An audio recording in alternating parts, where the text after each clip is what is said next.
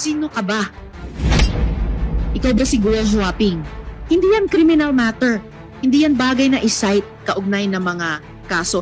Identity questions are within the purview of the committee. The Senate has a right to know. Sino bang kausap namin? Yung talagang totoong taong akala namin or ibang tao? Wala na pong maniniwala yan. Alam na po natin yan. So I'm just putting that on record.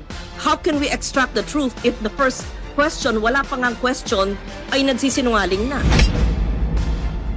Sino ang may-ari ng yate at sino nag-facilitate masakyan nyo yung yate? Sen, kung isusulat ko po, okay lang po ba na hindi nyo po i-discuss po sa public? Miss Alice, please do not tell the senators what to do with the information na halos kailangang bunutin namin sa inyo na parang ngipin. Opo, pero Write it Sen, on the natatakot paper. po kasi ako. Right? Sen, gustong-gusto ko po talaga i-discuss. Pero natatakot po ako gusto mo pala di i-discuss po sabihin mo public. sa amin. Nakakapikong ka na, ha? Nakakagigil ka na. I move to cite Guo Huaping, also known as Alice Guo, in contempt of the Senate for testifying falsely and evasively before this committee. Sige, i-rephrase ko na lang. Okay, do you have something to say at this point, Miss Alice?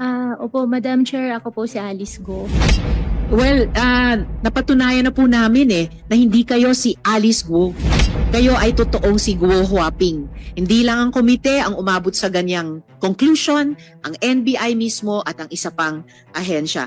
If you insist not to answer kung kayo si Guo Huaping, i-rephrase ko yung tanong ko. Ang tatay mo ay si Guo Jianzhong at ang nanay mo ay si Lin Wenyi. Tama ba? Ang tatay ko po si Go Jiangzong po, Madam Chair. At ang Nanay niyo? nanay si Lin Wenyi. Nako, Miss Alice, binabaliktad nyo na yung sinabi nyo sa isang previous hearing, no? Yung bank document na to, nililista ninyo, kasi bank document mo ito, nilista mo dito bilang nanay mo, si Lin Wenyi. So, baliktad na, pinasinungalingan mo yung sinubmit mong bank document noon sa sinabi mo ngayon na hindi mo nanay si Lin Wenyi. You were born in China, not in Tarlac. Tama po ba? Ang alam ko po, I was born in Tarlac po, Madam Chair. Ang childhood mo, mula sabihin natin 0 to 12 years old, ay sa China, tama? Kaya wala kang maalala, wala kang makwento sa amin ni isang alaala ng pagkabata mo sa Tarlac, di ba? Yes, and Lauren, for one related question. Statement. Nag-off na po siya. Pero maliwanag na nagsisinungaling kung saan siya napanganak. So, I bring that to the body. Opening pa lang, nagsisinungaling na.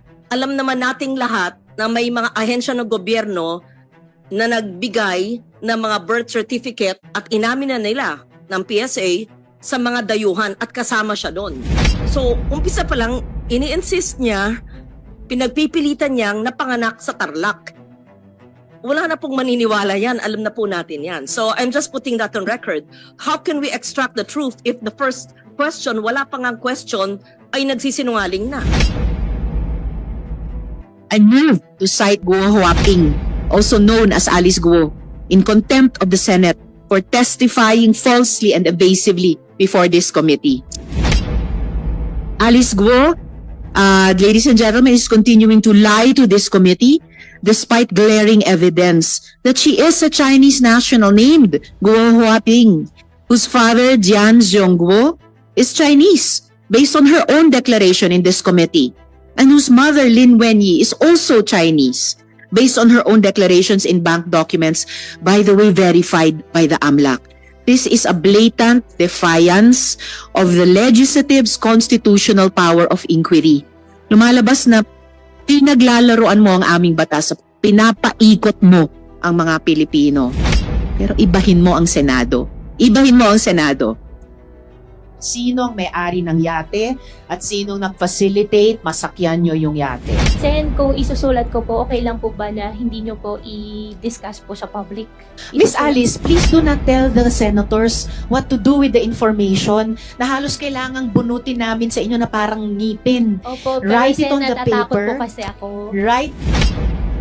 Ang balita ko, may sinabihan ka na umalis ka sa pamamagitan ng hindi boat lang, isang yate. Tama po ba yon?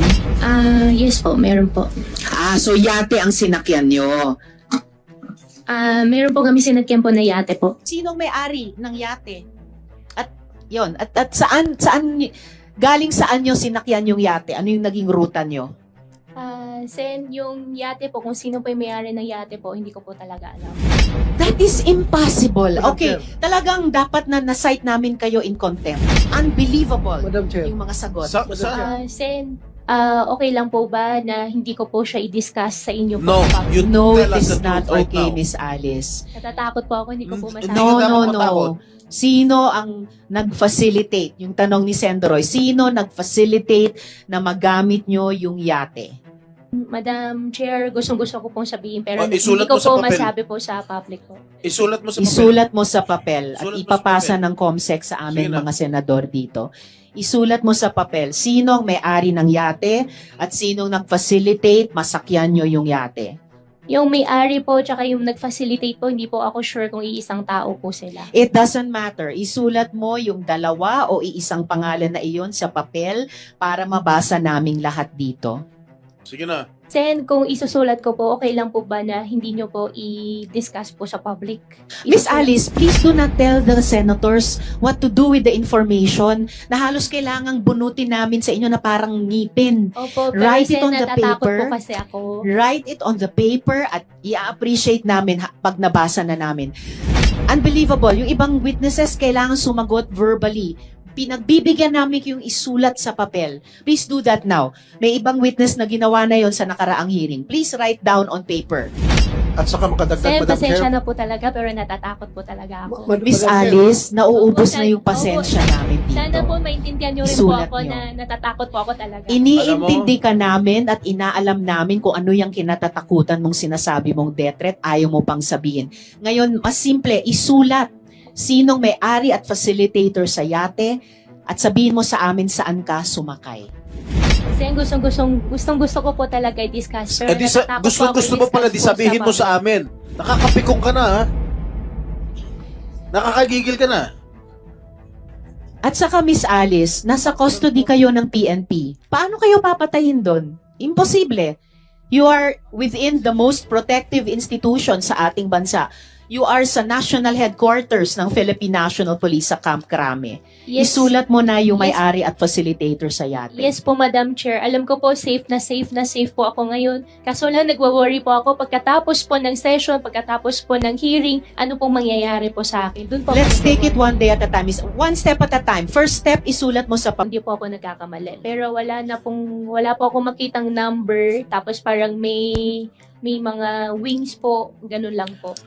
okay. So, yeah. Madam Chair. Hindi ko pa nga naitatanong yung number na banggit mo. Anong numbers nakita mo dun sa yating puti na may wings? Actually, naka-cover po kami, kaya wala po akong nakitang number po. Pero alam ko po yate. Wala kang nakitang number, may letters ba sa yate? Meron parang sticker po na wings po, na design lang po. Sticker na wings. Ano yung naka-cover kayo? Ano yun? Miss Alice? May cup po, tapos kahit gabi po, meron po kaming sunglass po. So, nung gabing, gabi, tapos naka-sunglasses kayo? Bakit ganon? No, so, nung gabing yon saang port kayo umalis? Sakay ang yate? That was the previous question. Opo. Yes, SP Pro Yung Temp. port- Saang port kayo umalis? Yung port po, hindi ko po alam yung exact, pero Manila po. Hindi ko alam kung south or north o saan po. Basta alam ko po Manila What do you mean po. Manila. Si Mayor Kalugay ay kaibigan mo daw. Mukhang yung magkakatabi kayo, mukhang mainit ang pagtitinginan ninyong dalawa. Pero ngayon, it's an open secret already na ang mayor ng Sual, na si Mayor Dong Kalugay, ang karelasyon mo. Miss Alice, gaya ng siguro alam nyo na, si Miss Sheila Guo, previously in-identify nyo bilang kapatid nyo, nag-testify na po siya dito sa Senado. Tinanong ko sa kanya nung hearing kung kilala niya si Mayor Liseldo Kalugay. At ang sabi niya, si Mayor Kalugay ay kaibigan mo daw. Pwede mo bang i-describe kung ano yung ugnayan mo, ano yung relasyon mo kay Mayor Kalugay? Madam, Tatanong na kung nag-facilitate si Mayor Kalugay sa notarization. Hindi po, I invoke my right against self-incrimination po about po doon sa notary po dahil po may kaso na po final po sa DOJ. Pero yung about naman po kung may alam po si Mayor Dong, wala po siyang, matagal ko na po hindi siya nakakausap actually. Matagal. Kailan kayo huling nag-usap? Matagal na po. Ganong katagal? SP Pro Tem? Yeah. Meron ka bang relasyon na mayor sa Norte? Wala po. Ha? Wala po. Specifically, ngayon, actually hindi ko naman binanggit yung pangalan ng bayan at ang pangalan ng mayor nung last hearing mo rito. Pero ngayon, it's an open secret already na ang mayor ng Sual, na si Mayor Dong Kalugay, ang karelasyon mo. At Hindi po yan totoo, Sen. Hindi, sandali lang. Patapusin mo muna ako. At itong mayor na ito ay kasosyo mo. Nagpapatakbo ng pogo mo sa Bamban. Clarify ko lang po, Sen, wala po akong pogo at hindi rin po ako nagra-run po ng pogo. Oh, well, whatever. Kailan kayo nagkakilala ni Mayor Kalugay? Hindi ko na po rin po maalala. Talaga? Opo. Kailan kayo nagkarelasyon? Wala po kami relasyon. Oh, talaga how do you describe your relationship with Mayor Kalugay? Kaibigan po. Higit sa pagkakaibigan? Kaibigan po. Ibigan? Kaibigan, friend po. Okay, tinulungan ka ba ni Mayor para sa'yo? Hindi naman po. Hindi ko po makita eh. Ayan, oh. O, ito. Yan. Oh. Oh, laki ng bulaklak para sa'yo. Dami, oh. Sana all. Tapos tinanggap mo. Oh. Tama? Ha? Bibigay ko sa'yo. Sige po. Ha? Soli mo rin sa akin, ha? Para souvenir ko to, ha? Oh. Ngayon, inaamin mo ba na wala kang relasyon? mo siya- Hindi po tama yung term na amin po dahil wala naman po talaga kaming relasyon po. O sige, gaano ka kalapit kay Mayor Kalugay? Kaibigan ko po. Kaya nga, ako, kaibigan ko Senator Risa, kaibigan ko Senator Coco. Gaano ka kalapit? Ay, yun ang tinatanong ko. Hindi ko po alam paano po kayo mag-gauge po na kung ano kalapit. Hindi, nagsasabihan ba kayo na sikreto? Ang ano? Hindi naman po. How far is your relationship? Magkaibigan po kami. Magkaibigan lang. So, Opo. yung parang normal na kaibigan. Opo, magkaibigan po. Bago matapos ang video na ito, ano ang masasabi nyo sa chika topic natin ngayon? At syempre inaanyayahan ko kayo na mag-like at share para mas lalo pa mabulabog ang mga marites at paretes. Hindi naman ako nagmamakaawa sa inyo mga idol, pero sana maawa na kayo. Hanggang dito na lang ang ating video, maraming salamat sa pagtambay, bye-bye!